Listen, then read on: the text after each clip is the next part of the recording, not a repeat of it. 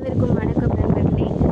இன்றைக்கி நம்ம பார்க்க போகிற ஒரு மூலிகை வகை அதாவது கொடி வகையை சேர்ந்தது தான் இந்த ஊசி பாலைக்கீரை. ஊசி பாலைக்கீரையினுடைய பூக்கள் இந்த மாதிரி இருக்கும்.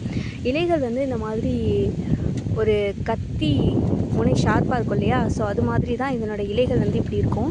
இது வந்து வயல் மற்றும் வயல் சார்ந்த பகுதிகள் இல்லைன்னா வந்து ஒரு தாவரத்தை தழுவி அதனுடைய பூஞ்செடியாக வளரக்கூடியது. அதாவது ஒரு பெரிய தாவரம் இருந்துச்சுன்னா அதனை பற்றி வாழக்கூடிய ஒரு படர் கொடி வகையை சார்ந்தது தான் இந்த ஊசி பாலைக்கீரை.